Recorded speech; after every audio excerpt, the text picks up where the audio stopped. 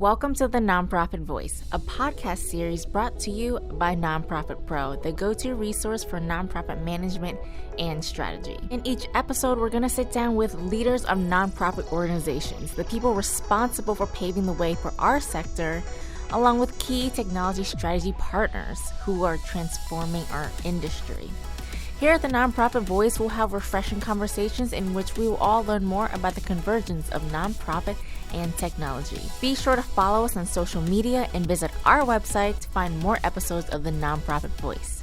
And you can download all of the Nonprofit Voice episodes on iTunes, Google Play, or Spotify.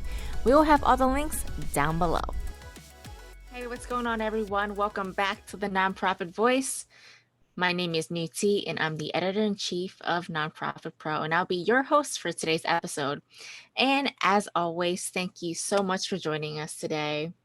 So on the line with me today are two very special guests. So please join me in welcoming Nicole Evans, National Director of Resource Development Strategy and Communications at Boys and Girls Club of America, and Lindsay Mullen, co-founder and CEO of Prosper Strategies. Hey ladies, how are you guys doing today? Hey, great. Thanks for having me. Wonderful. So happy to be here. Awesome. I also am very excited to have you on. But, as we do on the Nonprofit Voice, before we jump into any kind of topic, I usually get our audience more familiarized with our guests. So, Nicole, I'm going to start with you. Can you tell us a little more about yourself and the organization you work for? Yeah, absolutely. I'm an attorney and fundraising strategist based in the Washington, D.C. area. I started off my career in the higher ed space working for a university in the major gift office, and since then have had the chance to work for national organizations in both the gender equity and youth development spaces. Currently at Boys and Girls Clubs of America, which I love, and big fan of the work y'all are leading, so excited to be here today. Fabulous. And Lindsay, how about yourself? Yeah, so as you said, I'm co-founder and CEO of Prosper Strategies, and we are a strategic consultancy for nonprofits. We help organizations with marketing, fundraising, strategic planning, people optimization, and mission measurement practices. And I got into this work after working at a public relations and a public affairs firm for a number of years, and then really wanted to hang my own shingle. And so when thinking about who I wanted to work with, I gravitated towards the nonprofit sector because I liked the idea of using my skills for good. But there's also a dynamic in this space when you're working with multiple stakeholders. It just makes communications and fundraising, marketing, and strategy so much more interesting. Fabulous. I couldn't agree more. And I can really feel and hear the passion that you have for your work. And I think that's amazing. All right. So Nicole and Lindsay, I invited them on today's podcast to talk about strength-based approach to fundraising and communications and how nonprofits can apply this messaging strategy during year end and beyond. So without further ado, let's get into today's conversation. Lindsay, I'm going to have you kick this off. The first thing I wanted to talk about was, 2020 is an incredibly difficult and unique year. So can you talk about how COVID-19, how the pandemic has affected fundraising and how nonprofits can kind of reframe their strategies for best results moving forward? Yes, to say it's been a year is certainly an understatement. I don't think any of us could have predicted the 2020 that came upon us. But, I think the listeners of this podcast can certainly agree that we are really fighting a dual pandemic here. One around the coronavirus and another with systemic racism. And so in 2020, we really saw nonprofits shifting strategies to best serve on the front lines of both of these pandemics. And as a result, a lot of organizations centering racial justice in their work. And I don't think that that is going to slow down, on both of those fronts as we look to 2021. There's still not a whole lot of certainty about what's going on with the coronavirus, what's going on with the economic recession. And so we need to continue to be prepared for that. I will say that we're seeing some positives. We're seeing that donors are still stepping up to the plate. We are seeing that foundations are still stepping up to the plate. In fact, I recently read a study that said 58% of donors plan to give the same amount this year as last year, despite the pandemic, and 13% plan to give a little bit more. So that can give us all hope.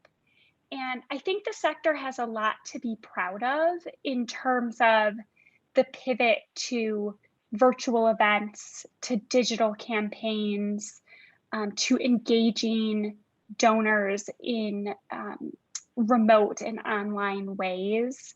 So as we look to 2021, continuing to focus on solid digital strategies should really be a focus for all nonprofits, next year. And hopefully we're learning some things that will carry us well into the future too.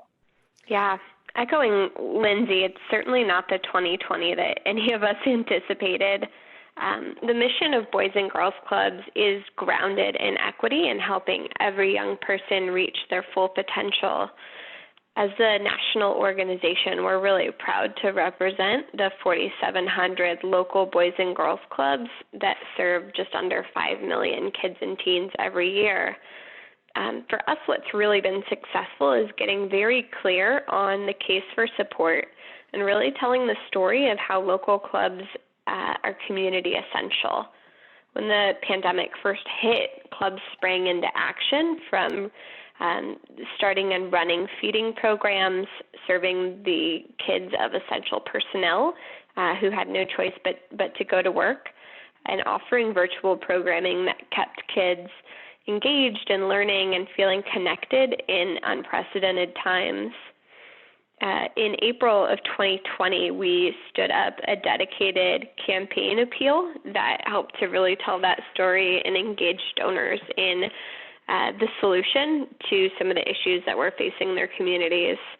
We've certainly had many of the experiences that Lindsay was recommending around getting more innovative and digital. Building virtual knowledge and ability has been a large part of the transition for our team this year, and absolutely see that continuing. So leading up to 2020, there has been kind of this kind of tug of war between nonprofits that want to maintain that traditional fundraising strategy of direct mail, of face-to-face, of telefundraising, between that and the digital side of it, of adopting new technologies and taking on virtual strategies. And I think that, for NonProfit Pro, we've always, encouraged nonprofits to adopt a hybrid, because obviously the traditional methods work, they're tried and true, but we got to meet donors where they are today, which is online. And so 2020 has really shown that, nonprofits, while they've been slow to adopt new technology, they could make it happen if they were put in a situation that needed to happen. 2020, pandemic, everything had to be virtual because in person just wasn't possible. So I definitely agree that digital is the way to go. And I think that nonprofits need to continue to build that strategy moving forward, especially if they want to stay relevant. And Lindsay, you talked about how, while this has been a difficult year for nonprofits and just everybody in general financially, donors are still giving, and they still want to give if the cause is right for them. So I agree with everything you said, and I think it's awesome. But I introduced this podcast with the topic of strength-based messaging, and I want to dig into that a little deeper. Lindsay, what is it? How can nonprofits use it, and why should they use it? Yeah, I think to really understand strength-based messaging, you need to understand the other types of messaging that exist. So there are really three types of messaging and communications approaches overall that nonprofit communicators and fundraisers are using.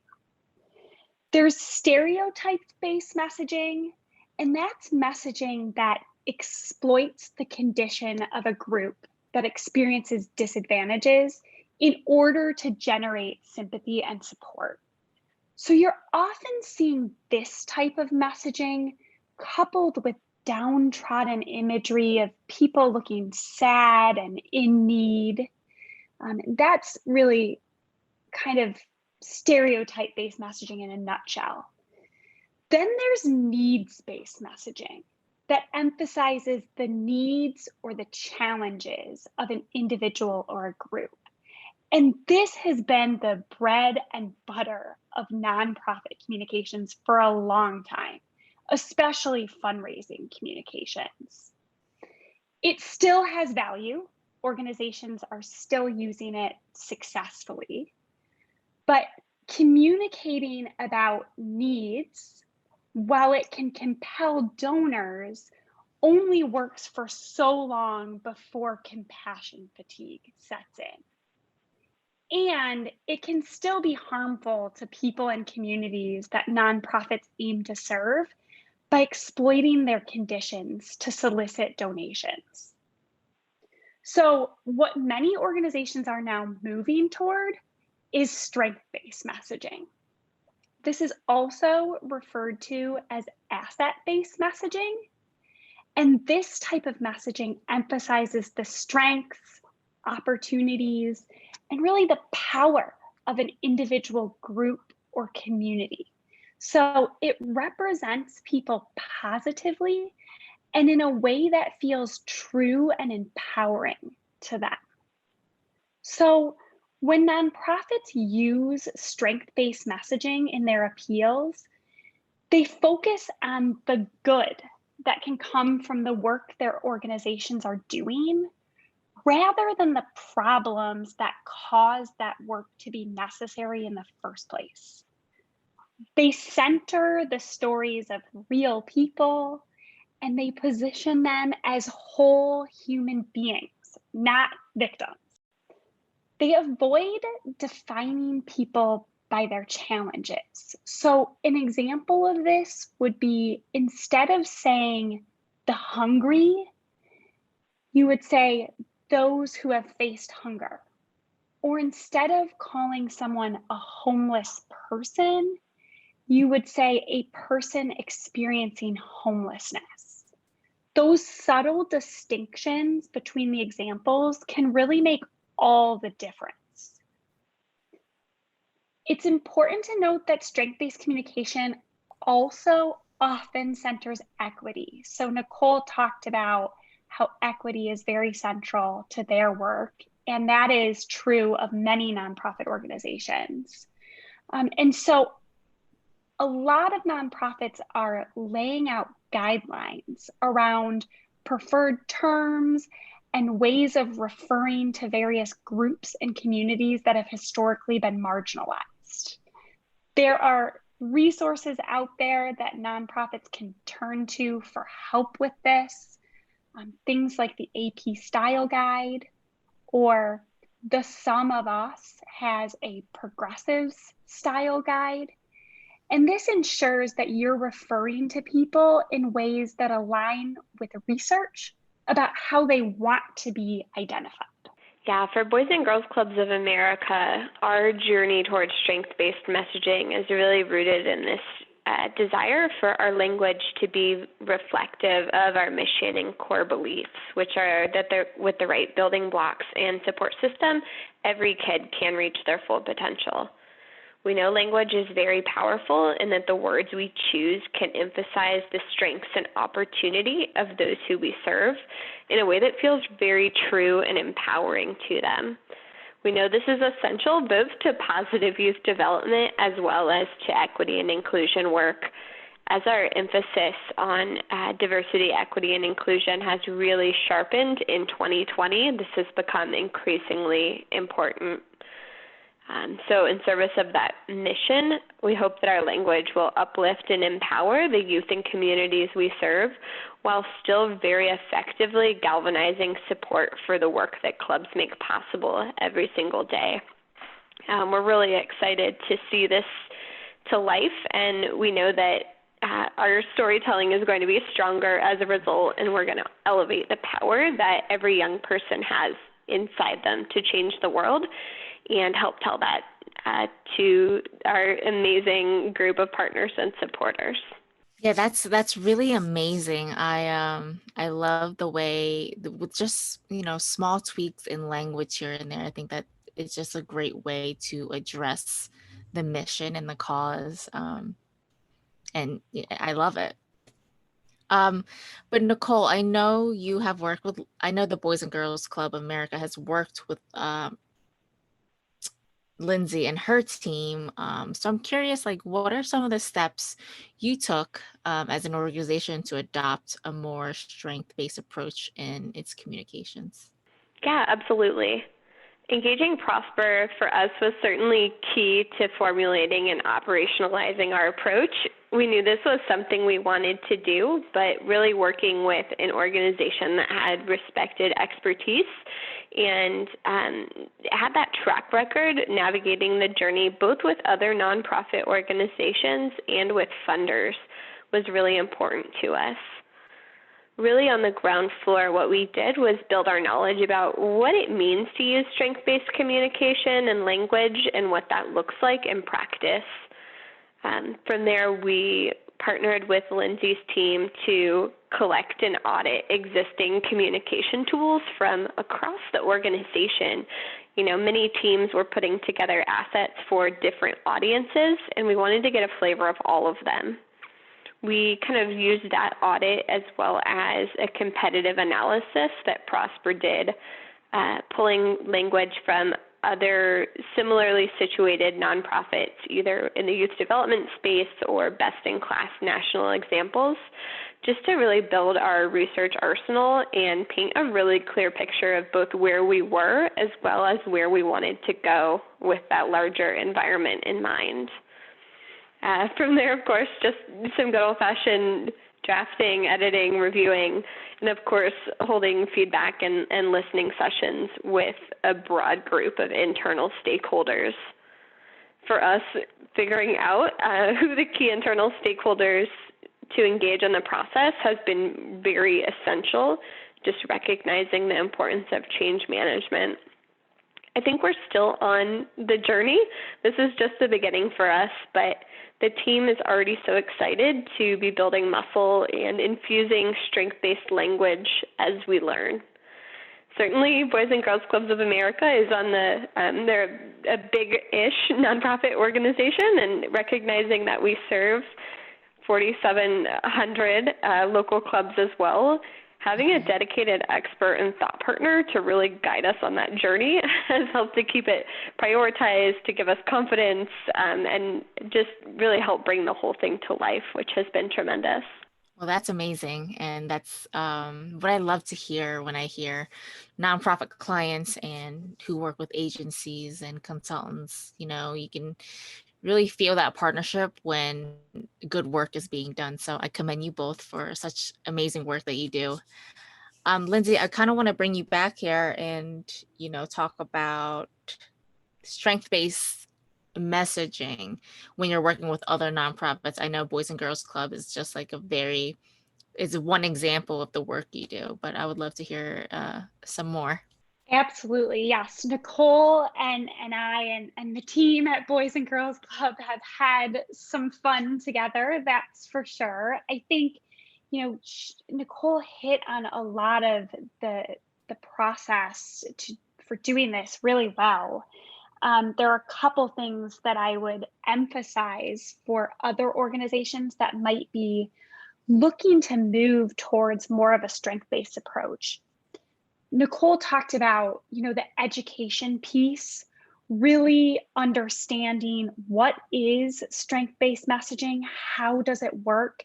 And I would say a lot of nonprofits are approaching Prosper strategies after they have some understanding, and really it's often coupled with diversity, equity, and inclusion work that they might be doing, or just a general knowledge that we can't be communicating in the ways that we always communicated or the ways we used to communicate. And so what does the future of nonprofit messaging really look like here?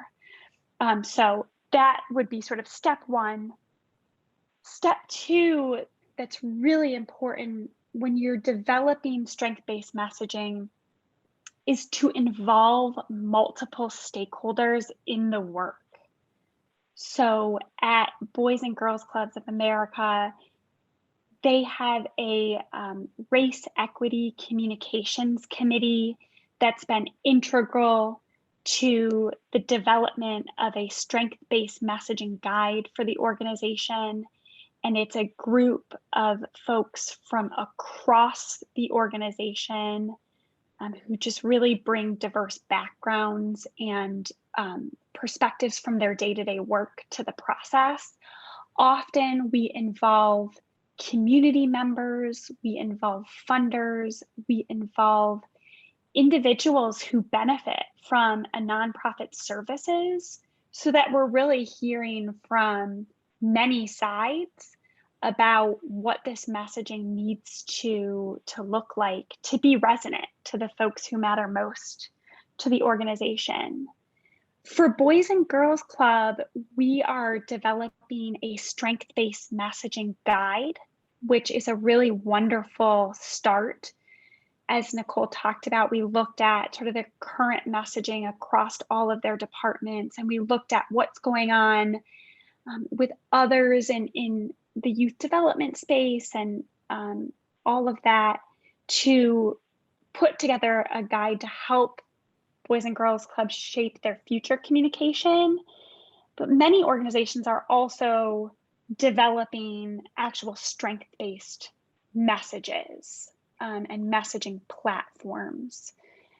And then, there's an implementation piece to all of this and a sort of a change management piece to all of this, right? Which is, you can develop the guide and you can develop the messaging, but how do you institutionalize this at your organization? And that's really where trainings come in, and actual sort of marketing planning around this work comes in. Mm-hmm. Yeah, I think your kind of way of doing things, or your strategy for implementing this, is amazing. I especially love the involving multiple people within the organization to get a very diverse perspective on how to message, because when you look at your donors, you look at your supporters, the people who are willing to donate to your cause, you're looking at people with different backgrounds, people with different interests. So it's important that it's reflected within the organization as well. So I think that's great. So I did want to touch on year-end giving, because we are in the thick of it now, being Giving Tuesday and all. So Nicole, let's talk about how Boys and Girls Club is, adding strength-based messaging in its year-end messaging. Our goal has really been to eliminate any stereotype-based messaging while very effectively balancing needs-based and strength-based messaging. Recognizing this is a process and a philosophical approach, we know that a change in communication can't happen overnight, and that we're building the muscle and expertise as we go. One key piece to all of this has certainly been the power of storytelling. We always want to make sure that our messaging focuses on youth voice and really centers their experiences, as well as making sure that any stats or challenges that we put forth are really put in the context of systemic inequities and societal conditions rather than framed as individual weaknesses. I'm really excited to see how our messaging evolves and changes over the course of the next year. It's hard to predict where we'll be after the 2020 that we've had, but I'm looking forward to seeing some of this come to life, hopefully by next Giving Tuesday. Yes, I could not agree more, Nicole. You hit on the storytelling component. That is such an important tool when it comes to strength-based messaging. You know, one common misconception about strength-based messaging is that idea that you have to paint some sort of falsely positive image about the lives and conditions of the people your nonprofit works with. And that's just not true. It's about centering their stories in their own voice oftentimes. And it's about focusing your message more on their future than their past, and more on the opportunities that exist for them than the challenges that they face. And a skilled communicator can do that while still acknowledging the reality and compelling donors to give. People always ask me, does this work? Yes, we've seen it work. We've seen it work time and time again. A recent example, Prosper worked with the McCormick Foundation on their end of year fundraising campaign. We redeveloped all of their messaging to take a strength-based approach, and successfully ran that campaign, and they experienced a 13% increase, achieving what was their best fundraising year ever with strength-based messaging. That's amazing. I love to hear when a nonprofit changes up their strategy a little bit and it reaps like loads of benefits. I think it gives me, it puts a smile on my face, and it shows that, strategy and planning, it works. You just got to think about what your organization needs and what your audience is looking for. So, 2021 is right around the corner, and Nicole, you said none of us know what is in store once we pass the 2020 mark. So, Lindsay, what should follow up in January look like after this year end, but more importantly, after this crazy year? Yeah, I think, the funny thing about 2020 is if you had a plan, it went out the window come March when a global pandemic became our reality. But I will say that when we hit 2021, the value of a strategy and a plan is still so important. So rather than being reactive and drinking from the fire hose, which we've already done for a year, I would really encourage nonprofits to think about the entire year and think about, what do donor communications need to look like this year? What do we need to do from a stewardship perspective? What are the major fundraising campaigns that we're going to be running this year? And really mapping that all out at the outset. Of course, once you've developed a plan, you can be flexible, you can change things up, but taking a proactive approach and keeping in mind what we already do know about 2021, which is there's still going to be a focus on digital. We're probably not hosting in-person events. We're going to need to have Zoom coffees with our major donors. We're going to have to take the gala online, and really getting ahead of it this year in 2021, and making sure all of the digital acumen that we've picked up, we're carrying through moving forward. I echo Lindsay. A lot of the best practices in donor communications will continue to be best practices. For us, we're thinking about regular, relevant communication and engagement. And then, of course, very much agree with virtual as just a huge component of that new normal or next normal. I think that extends all the way from events to major gift solicitations, thinking about a hybrid approach. No one's sure what 2021 will hold, but as we've all built this new digital emphasis, very much see that continuing into the future. One strategy that we've launched with our donors and partners at Boys and Girls Clubs of America this year has been regular webinars that really lift up amazing stories of the work clubs are leading on the ground, while tying it to national strategies and showing how, as a national organization, we can help build some of that capacity in partnership with our donors so that we can really scale some of that work to more communities in need. We're going to probably continue those in 2021, in addition to really thinking about a 360 approach to stewardship. And of course, throughout really balancing the data with the storytelling and making sure that we're getting donors just as excited as we are about this incredible work. Awesome. All right, so we are running out of time for today, but I did want to end on one last question, and it's a question that I ask every guest that comes to the Nonprofit Voice. I think it's very interesting to hear. So Nicole, I'll start with you. I think that we covered a lot of great stuff today, but if there is one piece of advice you could give to the nonprofit listeners today, what would it be?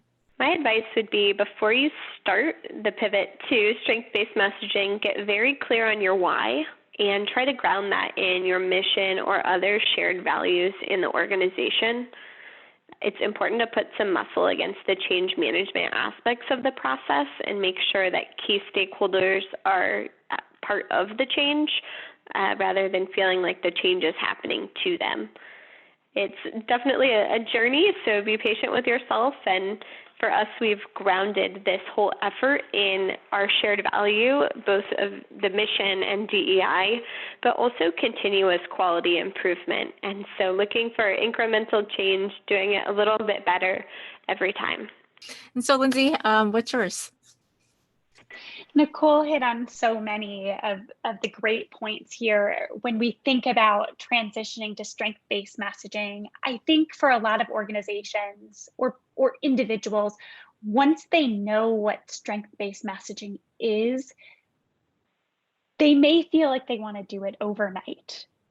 But it is important to start slow. We recommend establishing do's and don'ts. So do use person-first language, like a person experiencing homelessness. Don't define a person by their circumstances. With every do and don't that you establish, try removing just one or two at a time. See how that works in your communication and learn as you go. We talked about the importance of developing key messages and creating a guide for future communications to get your whole team rowing in the same direction. That can also be a great tool to spur internal discussions about what strength-based messaging means at your organization. And just remember that you can always make continual adjustments. This is a process and it will continue to evolve over time. Fantastic. All right, ladies, that about wraps it up for today's episode. First, I want to thank our listeners for tuning in with us on today's podcast. And of course, Nicole and Lindsay, it's been an absolute pleasure having you both on. Thank you so much for joining me today on the Nonprofit Voice and sharing your insights on strength-based messaging. Thanks, Nhi. Thank you so much. And so on behalf of Nonprofit Pro, we will see you on the next episode of the Nonprofit Voice. Have a great day.